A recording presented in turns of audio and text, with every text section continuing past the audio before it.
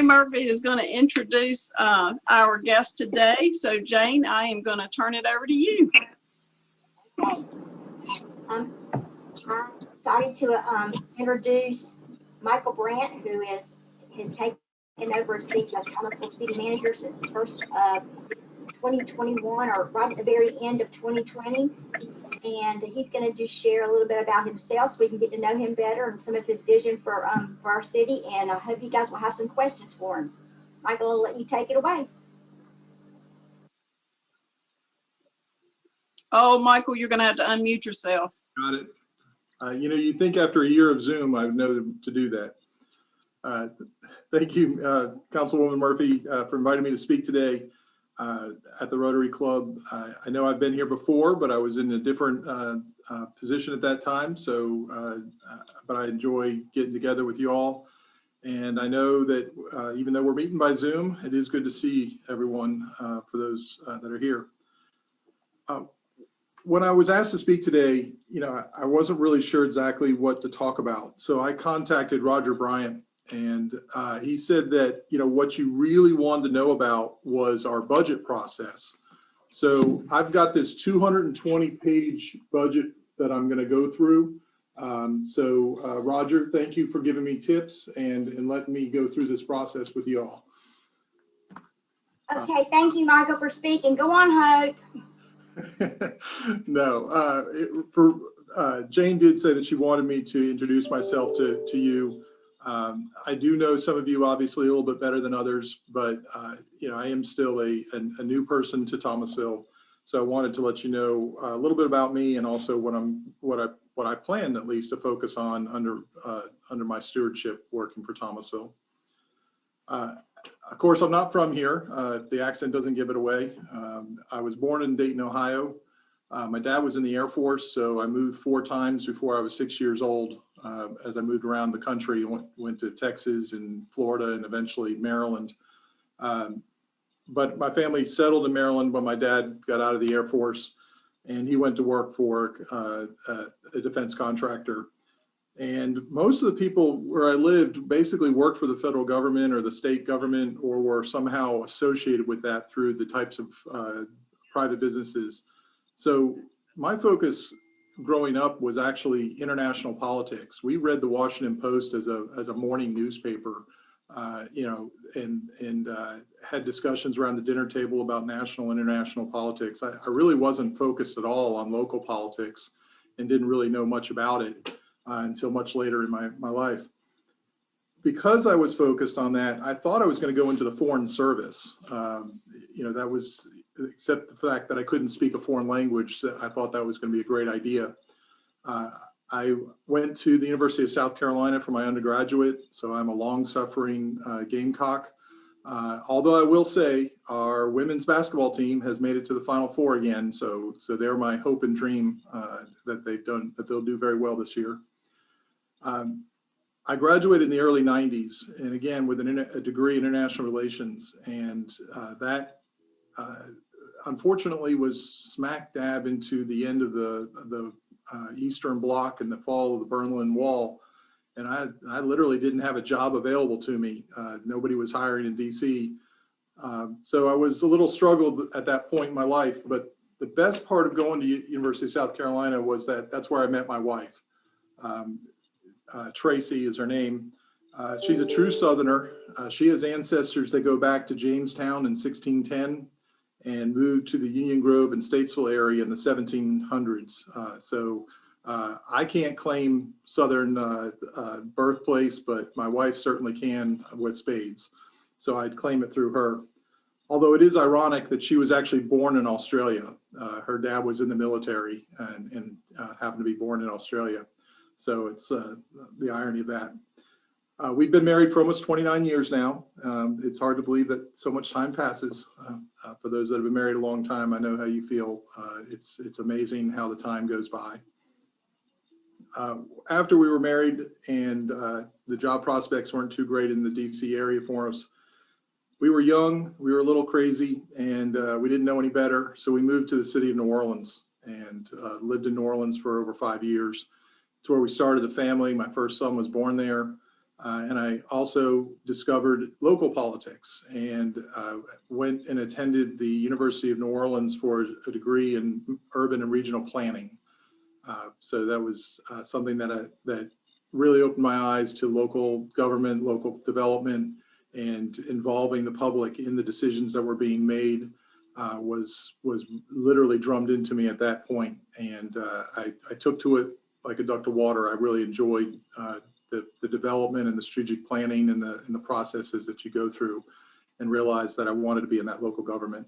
I actually worked for the city of New Orleans at the time. And even though we've left there more than 20 years ago, my family still celebrates Mardi Gras. And my favorite sandwich is a muffaletta from the Central Grocery. If anyone's been to French Quarter, you know what I'm talking about. I highly recommend going to New Orleans if you've never have. It's a great place. You don't have to go during Mardi Gras. As a matter of fact, if you're going at any time, you should try to go for Jazz Fest, which is in April and May. That's much more musically interesting than what happens at Mardi Gras. We decided after New Orleans was a great place, but it maybe not be the best place to raise a family. And so we made the decision to come back to the East Coast and wanted to settle between Maryland and South Carolina, where my wife's family was from. And so we settled in North Carolina, Guilford County, and I went to work for the Guilford County Planning Department at that time. I've been in local government for over 20 years, started with the county. I was also hired by the city of Summerfield as their first town administrator, eventually becoming a town manager. So I had to, in their case, basically set up a government. We didn't have forms. We didn't have a real good concept of local government, other than that they wanted to be separate from Guilford County and separate from Greensboro. So I spent my first about 6 years in Summerfield working for them. While I was there, I was afforded the opportunity to develop 2 different parks that are Summerfield Community Park and Summerfield Athletic Park. Anyone that has children that may have played at the athletic park, that's a pretty big park. It's got 3 ball fields, soccer fields. It was a great project, and I actually take a lot of pride in that part, and I look forward to seeing it many years to come. I left Summerfield and went to the town of Mayodan about 9 years ago. Mayodan is up in Rockingham County. It's a small community, about 2,500 people on the Mayo River. It was especially unique because it's the only place in the world that's called Mayodan. It's named after the 2 rivers, the Mayo and the Dan River. While I was there, our focus was on economic development, and we were able to develop the Sturm Ruger firearms plant there in Mayodan. We also focused on recreation, and we were trying to develop river trails for kayaking and canoeing. And also we developed the first mountain bike trail in Rockingham County during that period. About 3 years ago, I realized that I was looking for something bigger than Mayodan, and I wanted to continue my career. And I was afforded the opportunity to come to Thomasville as the assistant city manager. And of course, that's how I know most of you that I've met with over the last couple of years.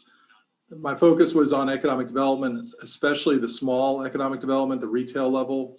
And I've been working a lot with the downtown area, trying to develop that. And of course, we were doing pretty good. We had gone through the Downtown Strong program, and we were working with the PACE organization to develop plans for a organization.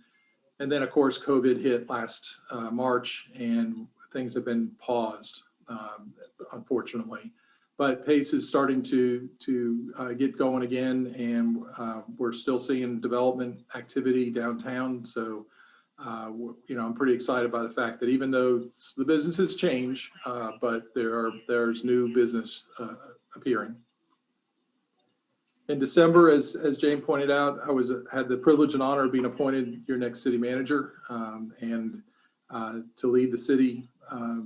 And although I am designated the leader, it is really my responsibility to serve, not just the city council, but city staff, and by extension, the city residents. It's part of my job to help guide the community in developing what it wants to be in the future, and I look forward to that. I'll do this by focusing my efforts on financial stewardship, customer and stakeholder needs, basically what do the citizens want from their community, our internal business processes to make sure that we're being the most efficient that we can be and that we're keeping up with technology and moving our processes forward, and also our organizational capacity. Basically, are we training our people to do the jobs that they need to do and making sure that they have the ability to advance through their careers. This is a balanced approach, and it's developed in such a way that we will measure our success in reaching our strategic goals as an organization, as a community. It's my belief that Thomasville has a bright future, its brightest future as it has in its past. Cities grow and change over time. Businesses come and go with the local, national, and international economy. But the strength of the community is based on its people and the quality of life that the community provides to all who live and visit here. And that's what our focus is going to be. The city government by itself can only do so much. You know, we're unable to solve every problem. But Thomasville has a long history of working with businesses, social groups such as the Rotary, religious organizations, to provide for the community. We see it at Finch Auditorium, Kushwa Stadium, the Bell Tower downtown was a donation. Even the playgrounds that the Rotary Club helped with over the past few years are all evidence of the fact that by working together, we can do more for our community. We also have, of course, the many volunteers that are helping with the vaccines now in our community that are helping us recover from the pandemic. It's going to continue to take this grand union of strengths to do this. And I look forward to working with the school districts, the businesses, the government, Chamber of Commerce, our religious institutions. I have to throw a shout out to Cameron at Tourism, the picture behind me that shows the beautiful weather that I'm having downtown. I don't know what you all are talking about earlier, but this is a picture that came from Cameron. I appreciate her sharing her work with us. I look forward to being part of this, to help lead it, to help serve, and make the community of Thomasville all the stronger. I do have just a couple of items. Thank you for your time today. I'll be happy to take any questions if people have questions about the city. And then I've got a couple of items I just want to cover organizationally for the city. Michael, a personal question. My assistant is from Statesville, grew up around there. What's your wife's maiden name? She is a lackey with family history in Whites and Templetons. Okay. And there's another name that's escaping me right now, but she was a lackey originally. Yeah. I've known some Templetons. We had an estate from there. So thank you. Appreciate that. I'll pass that along. Her grandfather was Moody White, who owned a bus company in Statesville. Actually took the first bus to Myrtle Beach, recreational bus back in the 30s.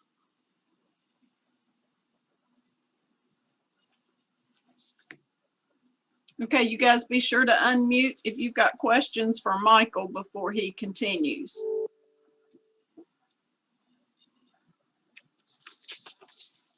I covered everything. Wow. I have a question. Chuck Bybee, we got kind of used to Kelly doing at least one meeting with us that was highlighted his musical talent. Are you equally gifted in the musical arena? You would not want to hear me sing or play any musical instrument. I have neither talent for either one. So no, I would not be able to continue that.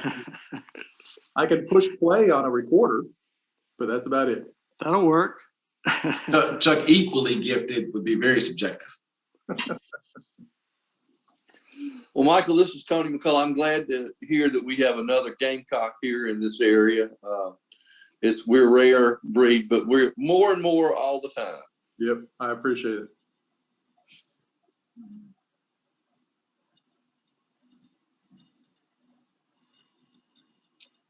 Okay, Michael, so if you've got a couple more things you want to cover, we'll let you do that now.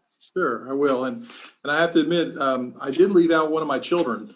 So I do have two boys. My first one was born in New Orleans, and he's 26 now and lives in Greensboro.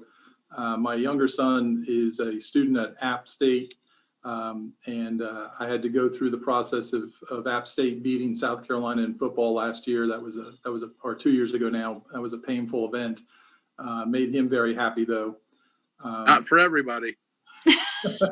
I know there's an awful lot of Appalachian folks around here. But yes, he's a student up at Appalachian, and he was born in Greensboro, so he's a native Tar Heel. Just a couple things I want to go over. The city offices, of course, have been closed for over a year now, but we are scheduling to reopen city offices on April 12th. Of course, masks will still be required, and we're going to have limited number of people in the building. We've made a transition to doing a lot of stuff online, but we know that there are some things you just can't do well over the phone or online. So we are working to reopen the building. And that goes for other facilities also. Our recreation department will open more facilities. We will still not have rentals for our recreation until the indoor mandates for numbers of people match our ability to manage those spaces. So that they'll still be closed, but our other facilities will be opening up. The council is also going to be returning to in-person meetings if everything goes well for April. We are still holding those meetings out at the ballpark facility, community center. And of course, we'll still require the masks and the social distancing. But it is good to get everyone in the same room. As you well know, meeting in this format, it works, but it's not ideal. And our council's looking forward to getting back together. We are developing our budget right now. That big book that I held up really is the budget that we're working on, and it is about 200 pages long. So that's one of the critical things that we do as a city every year that establishes what it is that we're going to accomplish over the next year. And so we are working through that process right now. Thank you for your time. If you need to reach me, I'm at City Hall. My email is pretty simple, at michael.brandt, that's BRANDT, at thomasville-nc.gov. Or you can call me 336-475-5599. Thank you. Well, Michael, certainly, thank you for that. Yep, you see all that applause out there. We do appreciate you sharing with us and appreciate the job that you are doing in Thomasville, and that especially, your work earlier in the fall with getting some funds to Thomasville businesses in a creative way that really, had not been done previously. So again, thank you for all your hard work. You guys, please do unmute if you have additional questions for Michael before we conclude the meeting. Michael, it's Dave Williams. I wanted to just ask you, I know kind of at the end of last year, we lost several department heads. I just wondered if you could comment on their replacements and how things are going with that group. Yeah, we did lose 5 department managers, the fire chief, the Parks and Recreation director, the finance director, of course, Kelly, the city manager, and I'm missing one somewhere in there. The attorney. Human Resources Director. Human HR. We have filled all of them. As a matter of fact, just yesterday, I filled or 2 days ago, I filled the Human Resources Director position. The person that's coming on board will start next month. They've got about 20 years experience in human resources. We were able to fill some of the positions from in-house and some we went outside. I think that the ones that we filled in-house were great selections. I was personally able to hire the Parks and Recreation Director, Corey Tobin, and he is jumped in full flood, doing a great job. Eddie Bowling at the fire department is doing a great job. I met with them this morning. They're getting very well organized and moving forward on a lot of different projects. The finance director came from Guilford County and was hired back in the late fall. He's coming on, and we're a big organization, and we're pretty light at the top. So everyone at the top level does many jobs, and so he's got a big learning curve. We lost about 400. I think we figured out about 400 years of experience walked out the door over the last 6 months. So replacing that has been, it's been difficult. There's just so much knowledge that goes when you lose that type of folks, and you lose them all at one time. Actually, Paul Mitchell's last day as our city attorney is today. He was replaced by Misty Whitman, which we are quite happy to have come on board, having a local attorney serve in that role. So that's another 30 plus years of experience that we're about to lose. He's agreed to help out and answer his phone when we really need him, which we really appreciate. But yeah, it's been quite a transition that we're going through. And there were other folks that have retired over the last year that held important roles at lower into the organization that we're having to replace. So this has been a significant year of transition, made all the harder with COVID. Going through that process, not being able to do the things that you want to do with that type of change out of leadership. I appreciate the city council, holding us together and keeping us focused and moving forward.